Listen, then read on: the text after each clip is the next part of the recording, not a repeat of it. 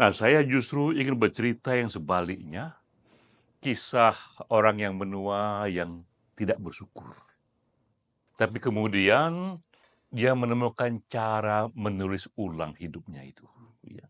Ini ada film, judulnya Cry Macho, tahun 2021. Ini film yang dibuat oleh Clint Eastwood ketika usia dia 91 tahun.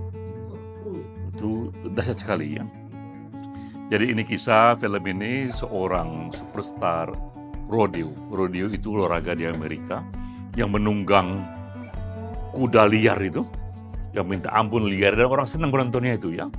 Nah si tokohnya ini adalah superstar untuk bidang itu, dia begitu berhasil menarik banyak sekali penonton ke sana sampai satu ketika dia mengalami kecelakaan dan berubahlah hidupnya itu ya. Dari seorang superstar dia dilupakan, secara ekonomi juga dia problem. Datanglah dia masuk ke zaman yang berbeda dan dia merasa gagal sebagai suami, gagal sebagai ayah, dia frustasi dan hidupnya berjalan tanpa makna. Sampai satu ketika dia merasa bahwa dia jika hanya seperti ini saja sampai mati, tak ada lagi yang bisa dia nikmati, maka dia ingin menulis ulang hidupnya itu. Ya. Ya, jadi ini momen tuh orang yang sebaliknya tidak bersyukur pada situasinya dan dia menderita, tapi ada momen dia ingin menulis ulang hidupnya itu. Ya. Sehingga datanglah satu momen yang tidak dia duga, pemimpin dia yang dulu itu minta dia mencarikan anaknya yang hilang, 13 tahun usianya, di Meksiko sana. Tapi tidak hilang sebenarnya, tapi tinggal dengan mantan istrinya. Yang dianggap oleh bapaknya ini mantan istri yang menyiksa. Nah dia diminta, tolong ambil anak saya, bawa pulang ke sini. Dari Meksiko itu. Nah datanglah dia membantu karena dianggap pemimpinnya ini, bosnya ini sangat membantu dia dulu itu. Dia pun mengambil anak itu secara diam-diam, tanpa diketahui oleh ibunya. Dalam perjalanan dari Meksiko sampai ke Amerika, terjadi dialog yang mendalam sekali itu antara seorang tua ini dengan anak remaja yang liar. Nah, akibatnya saling tanpa disengaja saling bertukar pengalaman, bertukar batin, dan orang tua ini merasa dia tiba-tiba merasa bisa menjadi ayah yang baik bagi si remaja ini ya. Dan dia merasa dia menulis ulang hidupnya dari yang gagal ya.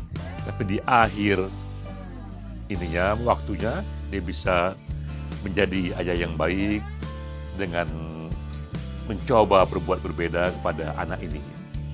Tapi dari film ini memberikan satu gagasan ya, bahwa di usia tua sekalipun, ketika kita tidak puas pada hidup kita, atau mungkin tidak puas sebagian pada hidup kita, selalu ada momen untuk menulis ulang hidup kita. Menulis ulang hidup itu hal yang biasa. Kalau dalam bahasa yang lain ini kita bisa hijrah, tempat lain lagi itu ya. Hidup ini kalau kita lihat serangkaian panjangnya ini bisa suatu yang sifatnya hijrah berkali-kali. Nah, Clint Eastwood sendiri yang menulis ini, dia pun tipe orang yang menulis ulang hidupnya. Dia lahir tahun 30-an, saya baca juga biografinya. Awalnya ia mulai karirnya itu sebagai aktor film koboi, tapi film-film awal dia ketika dia masih berusia 20 tahun, 30 tahun, itu film-film yang rata-rata saja ya, kualitasnya itu.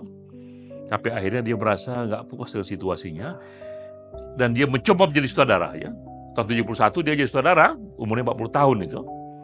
Tapi juga seperti itu juga, situasinya nggak terlalu banyak perubahan.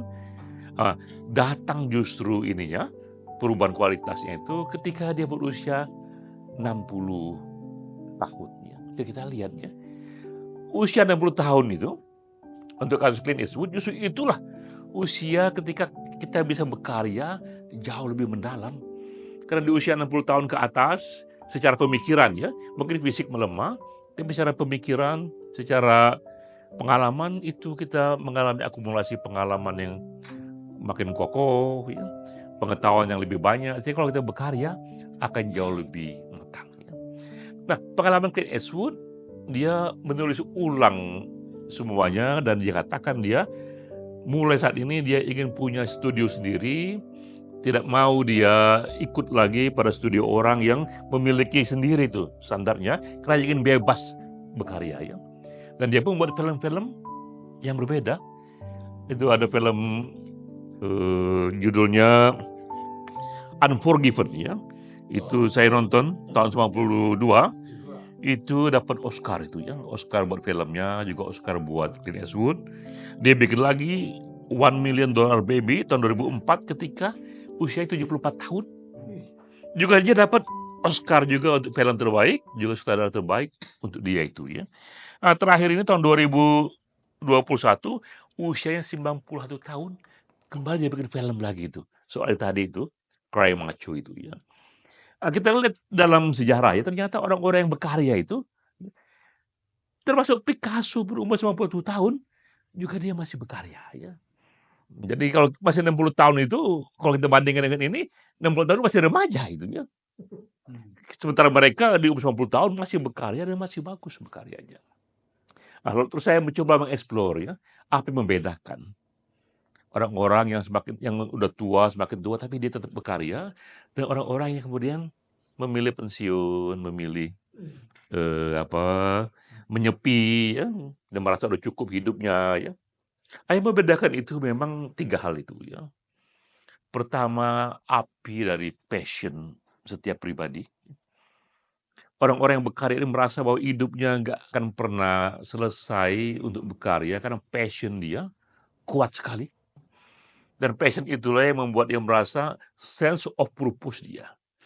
Kenapa dia hidup ini? Kenapa semesta ini membuat dia hidup? Karena dia hidup untuk satu tujuan yang dia sudah pilih, dan tujuan itu dia hayati. Ya. Nah, untuk Clint Eastwood, dia hidup itu untuk membuat film. Untuk Picasso, dia hidup itu untuk melukis. Ya. Dan itu dihayati.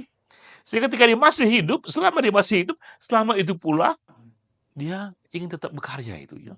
Dan itu yang membuat dia tidak mau dia pensiun. Ya.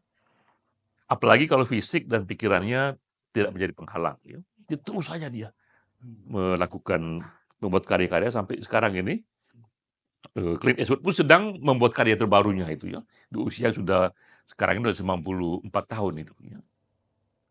Nah, kedua juga membedakan adalah karena kecintaannya pada karya, pada satu passion yang dia inginkan, dia pun mengupdate kapasitasnya ya. Mengupdate kualitasnya, dan itu juga membuat dia menjadi selalu baru ya, karena dia selalu terbuka kepada hal-hal baru. Seperti misalnya Eastwood di tahun 30-an itu lahirnya hidup dalam tradisi film-film yang tradisional, tapi di tahun 2000-an dia mulai menggunakan kamera digital ya. Dia pun mulai juga sekarang ini menggunakan AI. Jadi dia update situasinya. Termasuk Picasso juga demikian. Kalau kita baca Picasso itu sejarah kreativitasnya itu dia dikenal ada periode biru. Ketika warna lukisannya biru semua itu, ada periode merah ya, berubah merah. Akhirnya dia membuat lukisan dadaism, surrealism, realism. Semua ekspresi itu dia eksplor karena dia mengupdate dirinya sendiri. Nah, ketiga juga yang bikin beda itu adalah mereka juga memiliki komunitas yang dipelihara, komunitas yang dianggap bisa terus-menerus memberikan inspirasi mereka untuk berkarya itu ya. Clint Eastwood pun tetap dia bersama teman-teman film, termasuk juga dia mengkader yang muda-muda ya. Hal yang sama juga dengan Picasso ya. Waktu saya ke Wina tempoh hari, itu ada satu kafe, itu ramai sekali, namanya Central Cafe. Jadi saya datang ke sana itu, antri panjang sekali tuh untuk masuk ke sana. Karena orang mau datang juga ke sana, bukan hanya karena kafenya memang lezat, tapi itu sejarahnya. Karena di kafe inilah para intelektual di Wina itu berkumpul sejak era Sigmund Freud ya. Juga mereka yang merumuskan filosofi ilmu pengetahuan yang positivism ya, bahwa ilmu ini harus meniru prinsip-prinsip matematis. Mereka pun juga berkumpul tuh di Central Cafe sana. Malam-malam, sore-sore berkumpul di sana. Jadi ada komunitas yang dipelihara, komunitas yang membuat mereka terus-menerus berkarya, terus-menerus memberi inspirasi untuk berkarya itu ya. Nah, sengaja saya nyatakan ini berkali-kali dengan cara yang berbeda-beda ya. Betapa beda hidup kita jika kita hidup-hidupkan itu spirit untuk terus berkarya. Nah, justru usia yang bertambah itu sebuah hal yang kita syukuri. Karena kita sampai di usia 57 tahun ke atas itu, usia yang dari segi kearifan itu makin arif, dari segi pengetahuan lebih berpengetahuan. Jika semua itu diterjemahkan dalam karya, apakah dalam puisi, dalam lukisan, dalam film, itu sentuhannya juga akan jauh lebih kokohnya. Nah, bagi kita yang sudah puas dengan hidup kita sekarang, alhamdulillah. Tapi bagi yang belum puas, momen untuk menulis ulang hidup itu pun terbuka. Wassalamualaikum warahmatullahi wabarakatuh.